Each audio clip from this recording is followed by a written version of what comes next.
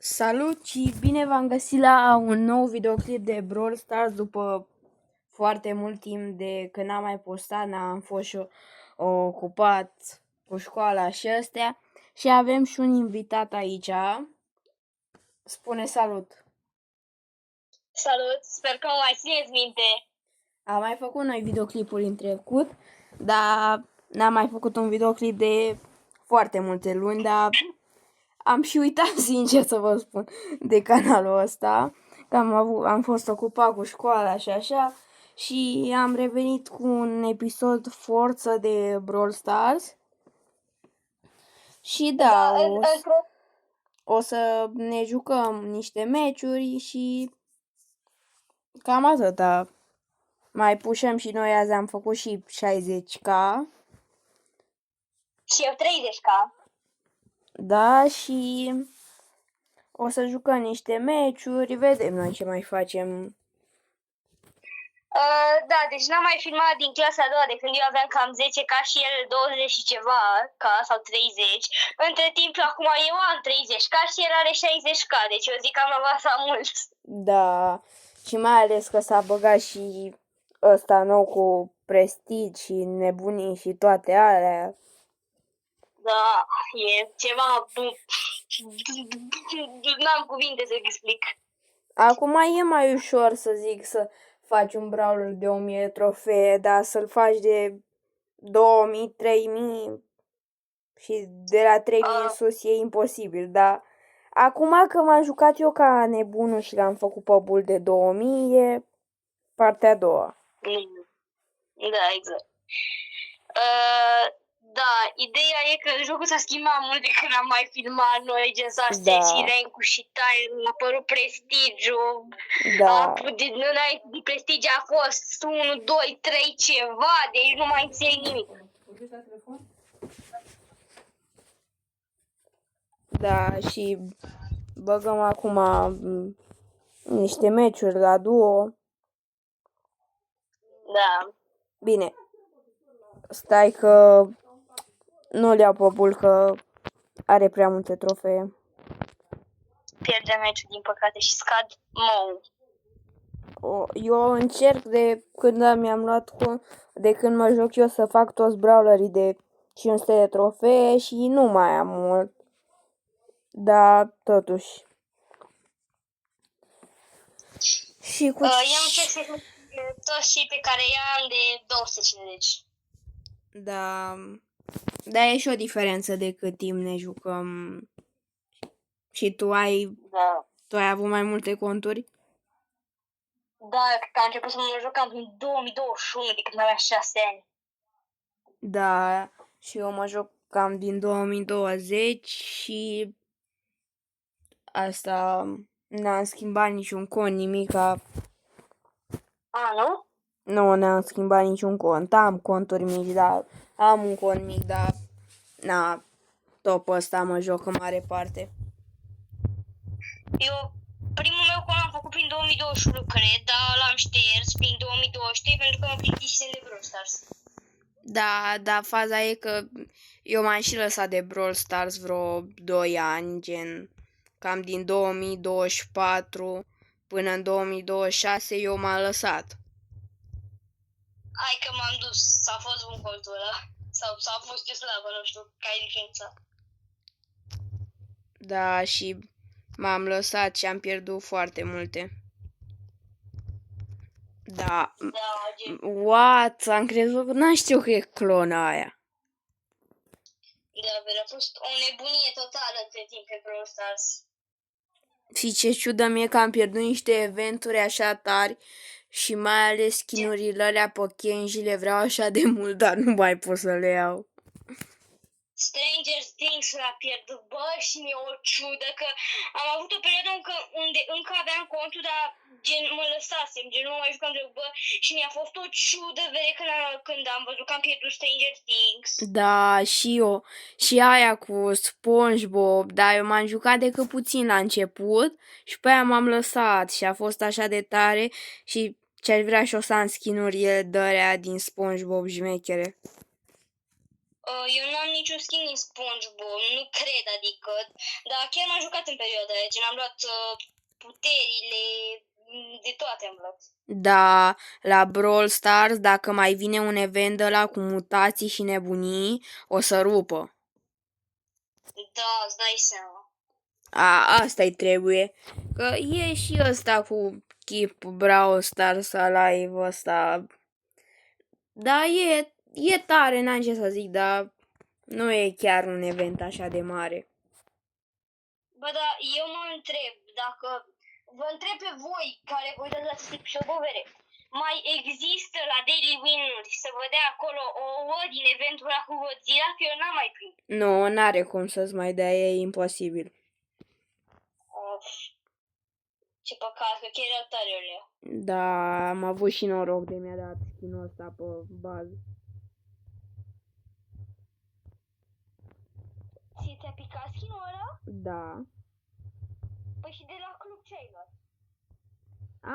Da, stai mă, că am uitat. Am uitat complet că a fost de la club. Ți-a picat la pe Dynamite. Da, mi-a picat ăla pe Dynamite de trece. Nu vreau să-l văd, e așa de urât. Bă, da, măcar mai nu să de gemuri în viitorul apropiat sau depărtat, deci eu zic că e păcat. Da. Ai grijă de ăla. Și, da, a mai fost aia cu Subway Surfers. A mai fost chiar tare. Da, la Eu aia... m-am jucat în Eu nu m-am jucat, dar nu știu cum eu am unele skin-uri de acolo, gen, îl am pe ăla pe Janet și pe ăla pe Byron, dar eu nu m-am jucat. Eu mai am un skin din perioada aia care mi se pare că mi-a picat. Îl am pe ăla de 200 de gemuri pe Hank. Ia. Asta. Da, și ăsta e tare rău. Mi se pare că e mitic, stați să Da. mă puțin în catalog, pentru că în curând va dispărea. Da, este mitic. Și faza e că Nu ai văzut și... ăsta nu e de la Limited ca ălealante din Subway Surfers. Păi ce, Tricky Janet e limited edition? Sau... Da, așa știu. Îmi pare... Engleza mea nu funcționează astăzi. Da, eu așa știu că e Limited, ăla pe Byron, pe Janet și ăla pe Oli, sau cum îl chema, dar nu l-am pe ăla pe Oli. Nici o vere, îmi pare rău, am avut o defecțiune. Îmi pare foarte rău că nu l-am luat pe ăla. Da, chiar a fost un skin tare. Dar că n-a fost chiar așa de mare colaborarea cu Subway Surfers, da? Faza a fost că și Subway Surfers a avut pe jocul lor colaborare cu Brawl Stars. Păi îți dai seama că au profitat de situație. Da. Și ei. Și acum... Eu în perioada nu am avut de Subway Surfers. Da, și eu m-am jucat înainte, dar nu m-am jucat atunci când era cu Brawl Stars, că... dacă nu mă juca nici Brawl Stars. Chiar m-am jucat în perioada aia când era cu Brawl Stars, dar n-am reușit să iau niciun skin. Da, s-a jucat verișoara mea și m-am uitat la ea și era foarte greu să faci rost de chestii. Alea. Da, pe Subway Surfers era foarte greu din câte am văzut.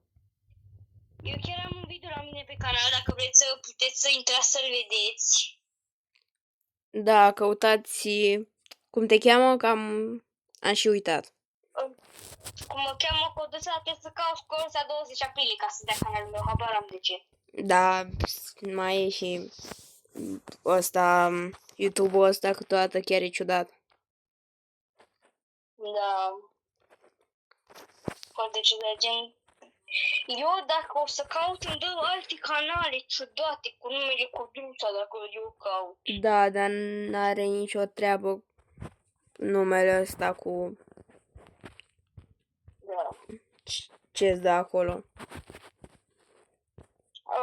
Eu m-am cam lăsat de YouTube. dar dacă vreți puteți să intrați să-mi dați un like pe acolo pe la videoclip. Dacă dați multe subscribe-uri, poate se reapucă. Nimeni nu știe. La 3 să mă reapuc de YouTube cu Brawl Stars. Și da, și am uitat să vă spun, da și voi acolo un subscribe, că visul meu e să am... vreau mai mult, dar momentan goal-ul meu e să am 50 de abonați ca să mă pot face live-uri și... e mult mai că pot să interacționez cu oamenii direct, instant, acolo. O să faci live-uri pe Brawl Stars? Da, o să fac și pe Fortnite dacă fac pe multe jocuri. Eu nu mă joc Fortnite, ca să știți. Bă, dar tu când ai luat skin-ul ăsta pe Crow? Că eu mai am puțin și iau. M-am jucat ieri ca nebunul la rank. Au. Bine, nu ieri, azi, m-am jucat și ieri și azi și am făcut tire acolo, că, sezonul trecut am și fost mitic. Eu mâine ar trebui să pușez ca lumea rank să iau și upgrade-ul pe skin-ul pe Crow. Dacă e, Am 53 tire, cred. dacă e, poate facem și un videoclip cu ranked când pușăm. Da, foarte, foarte posibil. Dar trebuie să dați neapărat like, să se strângă 5 like-uri la episodul ăsta până mâine sau eu nu fac videoclipul. Da, deci 5 like-uri și mai facem un videoclip, că după atâta timp să nu mai fac niciun videoclip, chiar e altcumva, e mai ciudat și poate așa. dacă facem la rank, mai ducem pe cineva să luăm în echipă, cine știe. Da, încercăm, nu promitem. Da, nici nu spun nimic.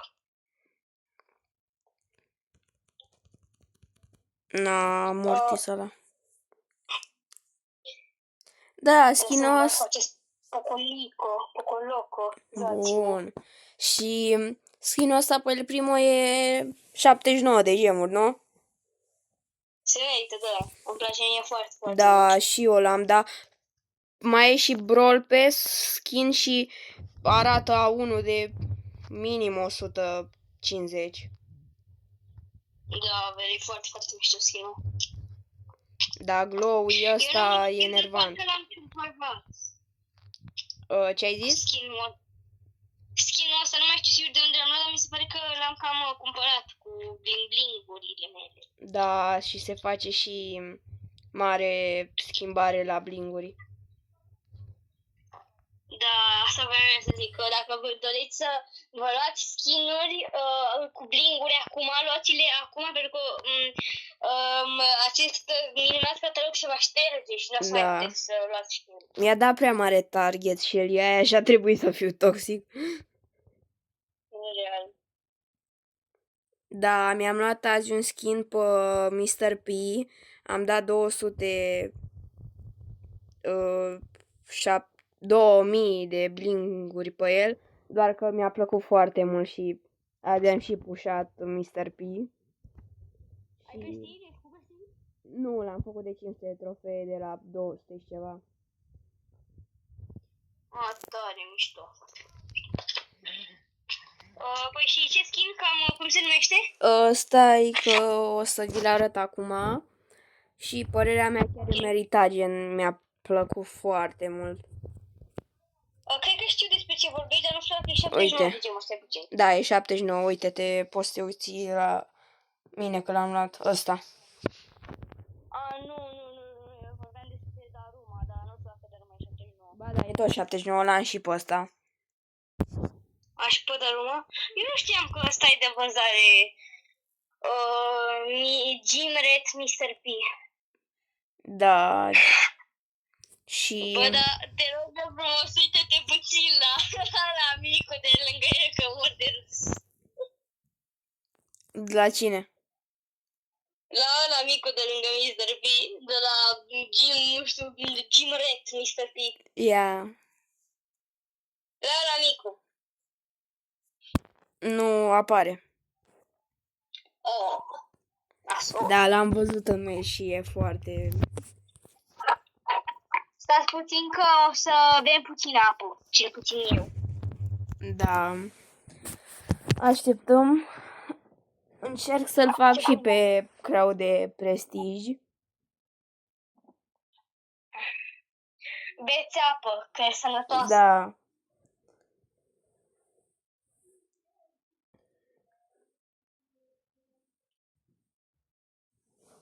Beți 2 litri de apă, de zi pe apă. Da, beți 2 litri de zi pe apă. E foarte important. Exact. Este foarte important pentru sănătatea voastră. Sau dacă vreți să beți suc, măcar faceți-vă un suc bio. Exact. Din ceva portocale sau lămâi. Ocazional merge, dar să nu fie prea mult. Păi fără zahăr. Așa o dată pe lună, na, merge. Eu fac fără zahăr. Da, și... Da, dar când te uiți la Brawl Stars, cum era înainte și versus acum, na, e total altceva. Eu încă mă uit la videoclipurile vechi de când jucai cu mine și mi se pare că eu, cel puțin, eram foarte cringe. Na, toți suntem la început, nu există YouTuber și ăia mari de 1 milioane de subscriber la început erau cringe. Da.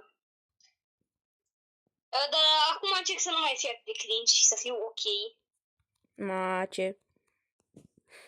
Bine, l-am rupt pe Leonul ăla.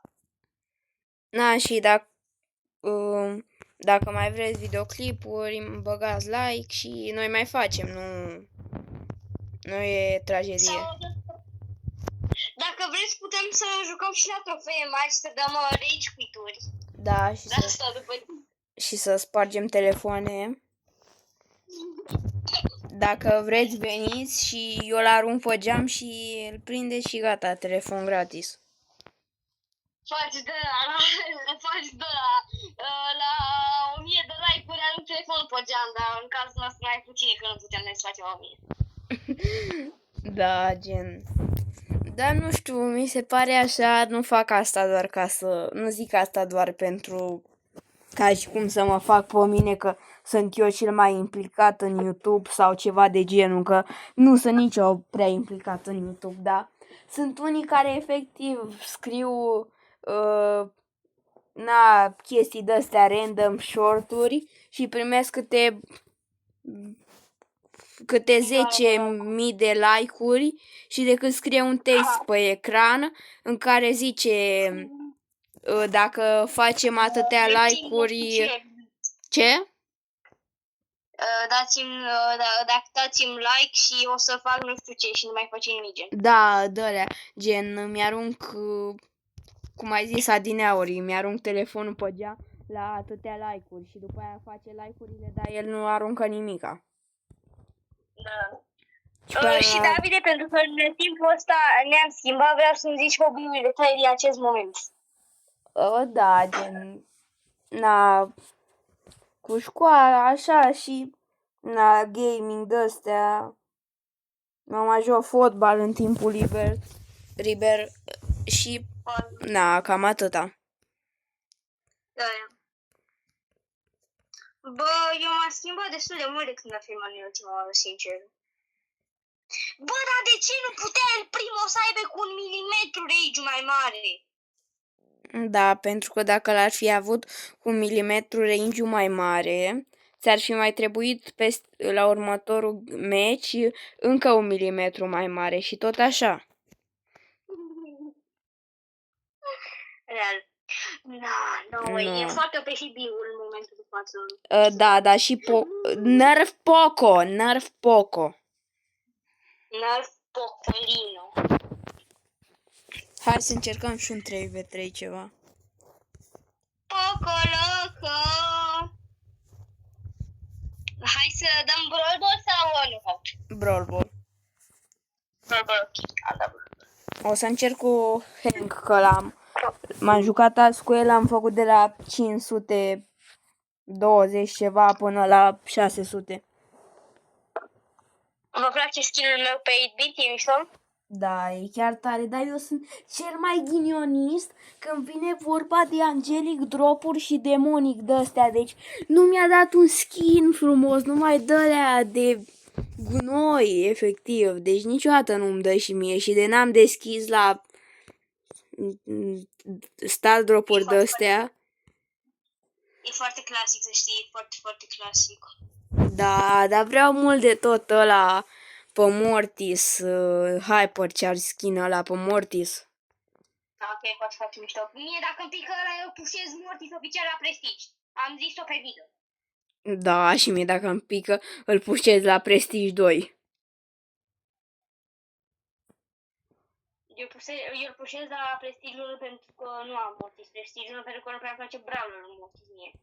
Dar dacă îmi pică o să-mi placă și o să-l pușez, da, chiar o să-l pușez. Da, da, Hank mai are și gadgetul ăsta foarte bun. Da. Da, în ultimele meciuri, bun, bravo. M-a dat numai cu dăștia, cu Frank în echipa adversă și numai așa. Da. Hai că încerc un meci și cu Mortis. Opa, intri cu Bringa Ragdu, Da. sau cum zice el. Românul, Mortis românul. Da, nu e voie să zicem ce e ce la românul. Poftim? A. Nu. Le dă YouTube videoclipul jos și oricum eu nu vorbesc așa și nici tu, deci Da. nu avem voie să zicem asta. Hai, Davide, colați? Nu, mi-a dat stun Sandy cu gadgetul. Da, eu pe și Sandy acum, ca știi să-l joci. Da, da, trebuie să ai și echipă, că dacă joci cu random cu Sandy n-ai ce să faci, că își dă reload greu rău. Părerea mea. Da. David, de ce planul ai pentru Brawl Stars pe viitor? Ce vrei tu să faci în Brawl Stars în viitorul apropiat de pătat? Depinde și ce face Brawl Stars, că Brawl Stars ar trebui neapărat să schimbe recordurile alea care sunt cele mai gunoi chestii din istorie. Ok. Să schimbe Megapig-ul care e și mai gunoi. Și cu Renku să facă ceva, că și ăsta nu mi se mai pare chiar așa de wow. Eu zic că la Megapig ar putea să ne dea în loc de 20 de star-uri, ar putea să ne dea 10 chill drop-uri și... Da, și rezolvă toată problema. Exact, că vede, cu ce mai fac star-urile? Sunt foarte gunoi. Și dacă spică legendară, nu e nicio satisfacție, vede. Da, azi mi-a dat un de la legendar, un star drop legendar și mi-a dat un star power pe Draco care e și star power-ul slab și l-aveam deja pe la bunul.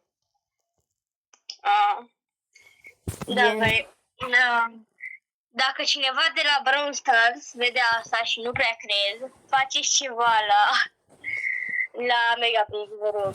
Da. Și la Star Blue. Trebuie neapărat remodelate și schimbate șansele la Star Blue, nu se poate. Da, gen, eu nu înțeleg ce s-au băgat în primul rând. Sunt gunoi rău, n-au fost niciodată bune. Dacă erau megaboxurile de dinainte cu creditele, cum sunt acum cu creditele, dar să fie megaboxurile, ar fi perfect. Da, sau înainte când era cu croma de-alea. Da. Bă, cromaticele nu mi se pare că ajutau foarte mult, gen cromaticele erau așa satisfăcător că la fiecare piesă le dea câte o cromatică, gen ce ar fi trebuit să fie mai bună, dar de multe ori nu prea. Da, și în primul rând, Brawl Stars, nu mai faci jocul ăsta pay to win, că vreau și o skin-uri de-alea șmecher din Brawl Pass, dar ce să vezi, trebuie să plătesc să plătesc 30 de lei ca să-mi dea un skin. Pe bune, Brawl Stars? Gen, nu poate toată lumea să cumpere Brawl Pass în fiecare sezon. Brawl Stars e foarte, foarte pay to win. N-am ce să zic, că sunt unele jocuri și mai... Mamă, ce am trolat aici. Da, sunt unele jocuri ce cunosc și mai pay to win, dar și Brawl Stars chiar e pay to win. Da, cum ar fi Roblox-ul, e de 10 ori mai pay to win. Adevărat. Gen, pe Roblox, dacă n-ai Robux, nu faci nimic. Pe Brawl Stars, hai să zicem.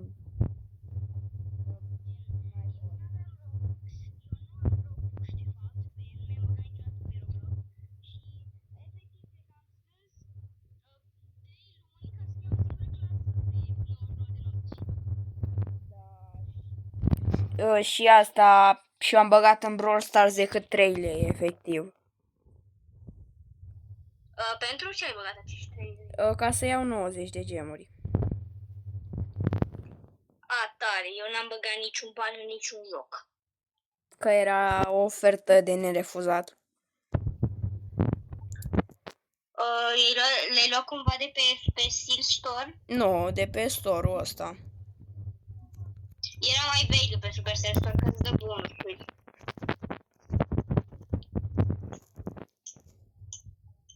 Gen, mi se pare mult mai value de pe Supercell Store decât de pe... Da, doar Dar că eu nu...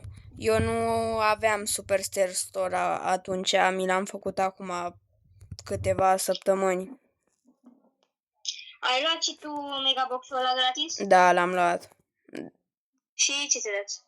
Un skin pe ăla de pietre și așa. Și cum se face sau... Da, mai ales că mie îmi place mult Lu, dar e foarte cute că stai unde e Lu. Alea, păsăricile alea dinăuntru sunt prea cute. Da, știu, să vă detalii. Să-mi iau și eu alt brawler, cu ce brawler să joc? Da. Joc cu spiche. Nu cu spiche.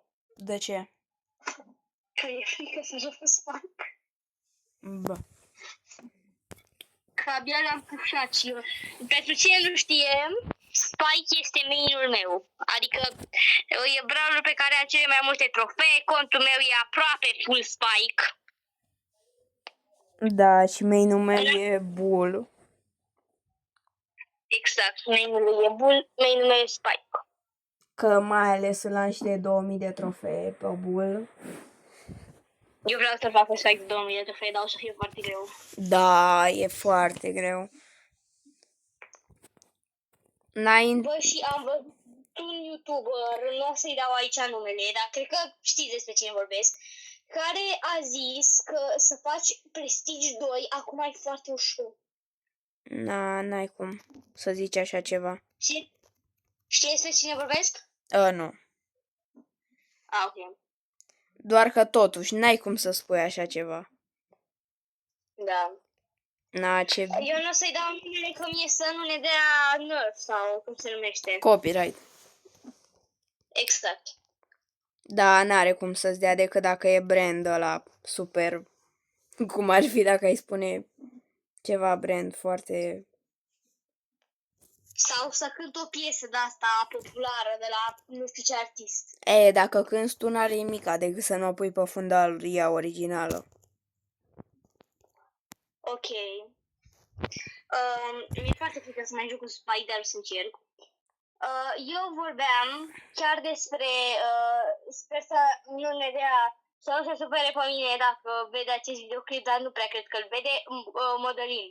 Da, gen, mai ales că el are și niște, are și echipă și n-aie. Da, noi jucăm aici cu un random. Da, care nu face mai nimica. Da.